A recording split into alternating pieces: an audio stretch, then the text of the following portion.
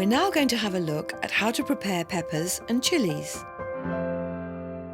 First, the pepper. Insert a knife next to one of the natural creases close to the stalk. Then, just take a knife all the way round until you reach the stalk again. Then grab it with both hands and ease it apart. After that, just pull away the stalk. Then slide your knife round to cut away all the white pithy bits.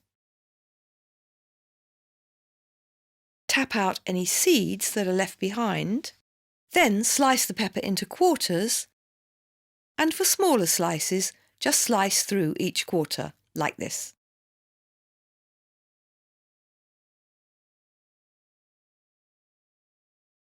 Now to prepare a chilli. First slice off the stalk end, then cut the chilli in half lengthways. Then simply scrape all the seeds out with the tip of your knife and remove any pith. To finely chop, slice it lengthways and then slice across.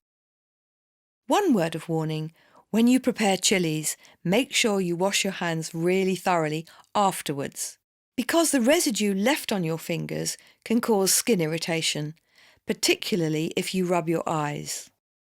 Sometimes when you need a chilli for a recipe and you haven't got one handy, it's good to have some preserved chilies. These long Spanish peppers are not fiery hot, but they have a really good kick. The same with these, which are preserved jalapenos. If you haven't got a chilli handy, one piece of jalapeno works a treat.